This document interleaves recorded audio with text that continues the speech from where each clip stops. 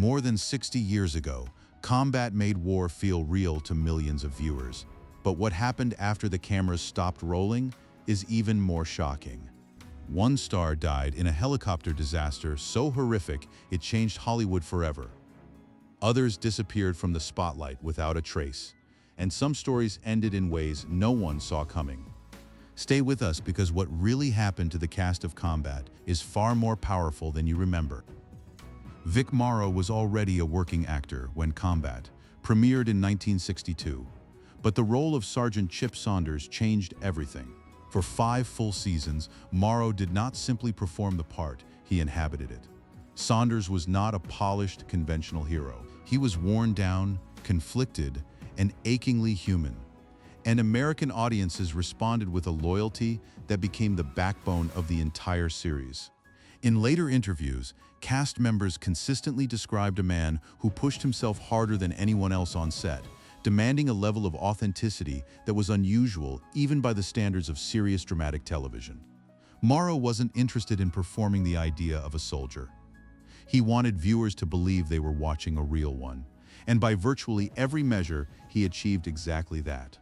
After Combat concluded in 1967, Morrow continued working across film and television through the 1970s, respected within the industry, though the cultural prominence those 5 seasons had built never quite returned. He was quietly serious about his craft in a business that didn't always reward that quality with equal seriousness.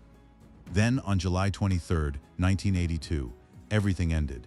He was filming a scene for Twilight Zone, the movie, a low-altitude helicopter sequence, when the aircraft suffered catastrophic mechanical failure. Vic Morrow and 2 child actors, Micah Din Lay and Renee Shin-Yi Chen, were killed instantly. He was 53 years old. The tragedy shook Hollywood to its core and led directly to sweeping changes in on-set safety regulations that remain in place to this day. What remained was a legacy defined by one of television's finest war dramas, and one of the most shocking endings any major actor had ever faced. But while Morrow had carried the weight of that show, his co-star was quietly moving toward a very different kind of final chapter. Rick Jason came to Combat already tested by Hollywood, a leading man presence the industry had never quite figured out where to place. As Lieutenant Gil Hanley, the measured, composed counterpart to Morrow's hard-edged sergeant, he found exactly the right vessel.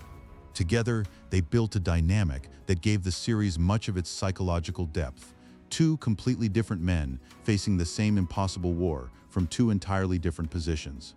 For 5 full seasons, Jason held the screen with an authority that suited the character's rank. Those who worked alongside him described a man of considerable intelligence who took his craft seriously without making it his entire identity, a distinction that would prove meaningful in the years that followed. After the series concluded in 1967, Jason continued acting through the 1970s, though high-profile opportunities diminished over time.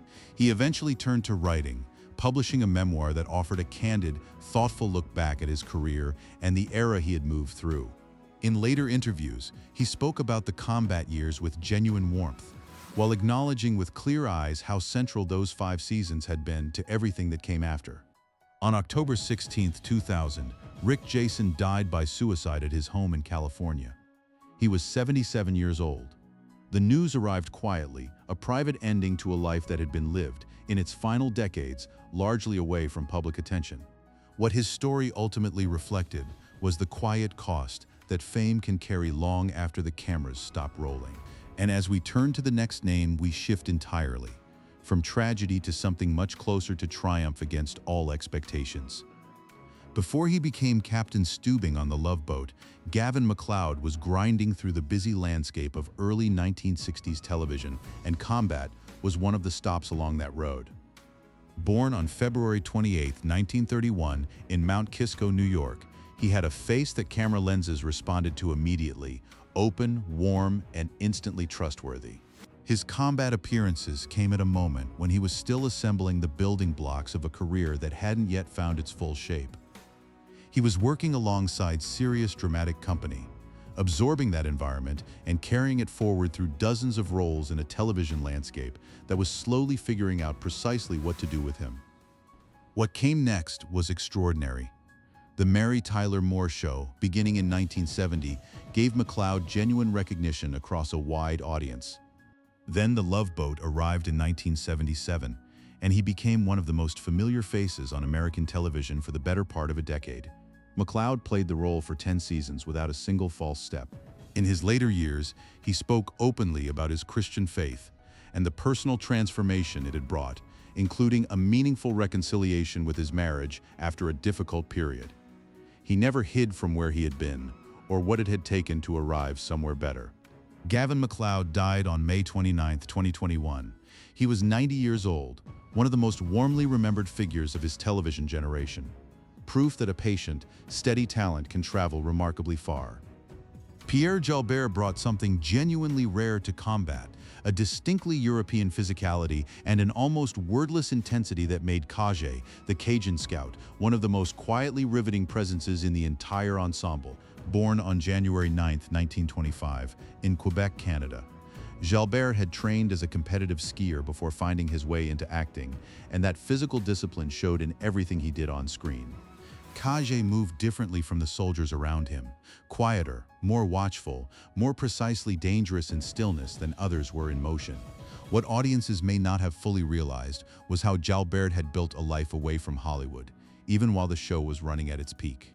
He was an accomplished athlete who had competed at a serious level, and that identity never dissolved behind the camera work. He was, by most accounts, a skier who happened to be acting, rather than an actor who had once been athletic, and that distinction mattered deeply to who he was. After Combat ended in 1967, Jalbert stepped back from the industry gradually and without any public declaration. He gave few interviews in the decades that followed, and information about his life after the show remained limited, a quiet withdrawal that seemed entirely in line with his personality. Pierre Jalbert died in Los Angeles on 22nd of January 2014. He had been in the hospital since suffering a heart attack on his 89th birthday, 2 weeks prior. His passing came without major public attention, but the character he created, silent, precise, and deeply watchable, left a lasting mark on Combat that no later addition to the cast ever fully replaced. The next member of the squad carried a very different kind of energy. Louder, more combustible, and in his own irreplaceable way, just as unforgettable. Jack Hogan's Kirby was the kind of character every great ensemble absolutely needs, the unpredictable one. Loud where others were measured, impulsive where others calculated, and frustrated where others found patience, Kirby was Combat's most volatile element.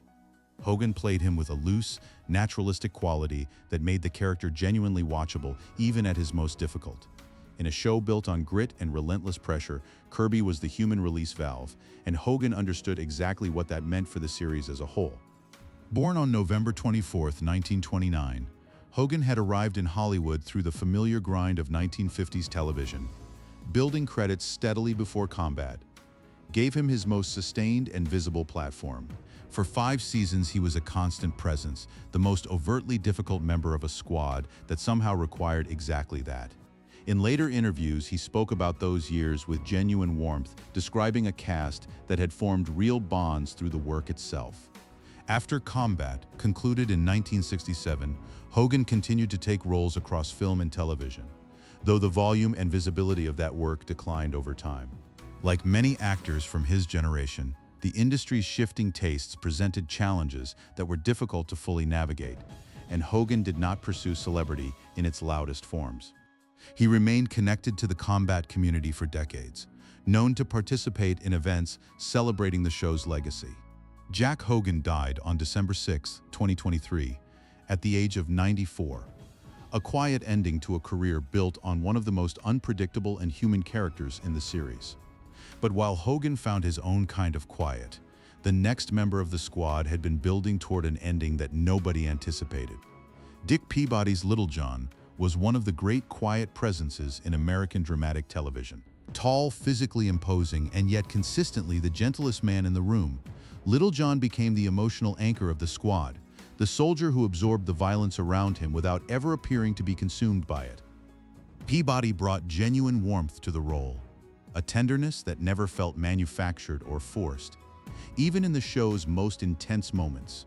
Born on July 10, 1925, Peabody had built his craft steadily through the early years of television before landing the role that would define him. The contrast between Little John's physical size and his moral softness was entirely central to the character's appeal, and Peabody understood that from the beginning. He never overplayed the size or underplayed the decency, and that balance made the character feel real in a way that pure dramatic technique alone cannot manufacture. Those who worked alongside him recalled that the gentleness on screen reflected something authentic in the man himself, a genuine quality of warmth that did not require performance to sustain. After Combat concluded in 1967, Peabody continued working in TV and occasional film through the following decades, though his profile never significantly rose beyond what the series had established. He built his life outside Hollywood's more glamorous circles, quietly and without complaint. Dick Peabody died on April 27, 1999. He was 73 years old. He passed without the kind of public attention that his contribution to the series perhaps deserved, a performer whose work has grown warmer in memory with every passing year. What he left behind was a character that felt achingly real. And just ahead, the next figure from Combat's world had lived one of the longest and most colorful lives of all of them. Shecky Greene arrived in Combat's early seasons as one of the most in-demand comic performers in the country, a Las Vegas institution who had somehow found himself in the middle of a gritty war drama and made it work with the ease of a man who had spent decades diffusing every room he walked into. Born on April 8, 1926, in Chicago, Illinois, Greene had built his reputation in nightclubs and showrooms long before television caught up with him. His Combat appearances revealed a dimension of his talent that pure comedy didn't always allow, the capacity to be present, grounded, and genuinely dramatic when the material asked for it. He was not there as light relief in any cheap sense. He was there as an actor, and he arrived with exactly that intention. Outside of Combat, Greene's career was inseparable from the great Las Vegas entertainment era.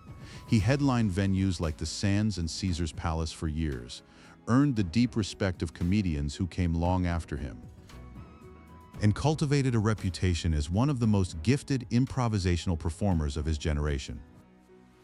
Television appearances kept him visible across multiple decades without him ever appearing to chase that visibility. It simply followed him. In his later years, Greene faced the physical challenges that accompany extraordinary longevity, but he never entirely left the spotlight, and he remained a presence, a living memory of an era of American entertainment that no longer exists in quite the same form. Shecky Greene died on March 34, 2023. He was 97 years old. His was a life of exceptional length and exceptional color.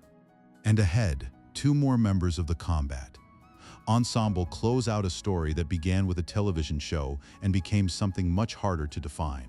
Tom Lowell was the youngest face in Combat's core ensemble, and that youth was entirely intentional. As Billy Nelson, the squad's most inexperienced soldier, eager and unsteady and not yet hardened the way the older men around him had been, Lowell brought a specific vulnerability the show needed in order to function emotionally. Where other characters carried visible weight, Billy carried visible hope, and that contrast gave Combat much of its quieter, more tender emotional range. Lowell came to the role young and in full public view, developing his craft in real time, in front of a national audience, alongside seasoned performers who were decades his senior. By most accounts, he held his own, absorbing the experience of working with Vic Morrow and Rick Jason and allowing it to shape his performance across 5 seasons. After Combat concluded in 1967, his path shifted in ways that became difficult to track from the outside. He did not pursue Hollywood with the intensity that some had expected, and over time his public presence diminished significantly.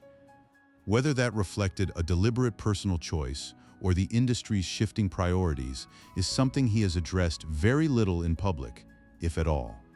In the years that followed, Lowell stepped away from acting almost entirely. Reliable information about his later life remains limited, and in a world where most public figures leave a constant digital trail, that absence has only deepened the sense of mystery around him. What he left behind was Billy Nelson. The young soldier audiences watched grow in real time, and in many ways that may have been exactly enough. And just ahead, the man the squad turned to whenever things fell apart. Conlon Carter stepped into Combat in its later seasons with one of the most quietly demanding roles the show had to offer. As Doc, the squad medic, and by extension, the man tasked with preserving life in the middle of everything designed to end it, Carter carried a moral weight the character required from the first episode. He brought a composed, thoughtful quality to the role that fit its responsibilities precisely. Doc was not simply a healer on the battlefield. He was the conscience of the squad, and Carter understood that from the start. Born on December 27, 1934, Carter had built a working television career before combat, gave him his most sustained and prominent platform. He arrived into an established ensemble and found his footing quickly, bringing a steadiness to the role that held up across multiple seasons. Those who worked alongside him described a quietly professional presence, someone who came to do the work and did it without unnecessary drama. After the show concluded in 1967, Carter continued working in film and television through the years that followed, though his public profile gradually receded. He did not appear to chase the industry's attention, and the industry in turn moved on in the way it always does. In the limited interviews he gave over the years, he spoke about the acting life with a clear-eyed realism, acknowledging both what it had given him and what it had always withheld. In the decades since, Carter has remained largely out of the public eye, a quiet ending that mirrors the steady, understated presence he brought to the role of Doc. Combat ran for 5 seasons and produced 152 episodes, and the men who gave it life left behind stories as complex, as painful, and as quietly triumphant as anything their characters ever faced on screen. Some found their greatest success long after the cameras stopped. Others paid a price for the work that no one watching at home could ever have imagined. And in that space between the screen and the truth, it remains one of television's most extraordinary and enduring legacies.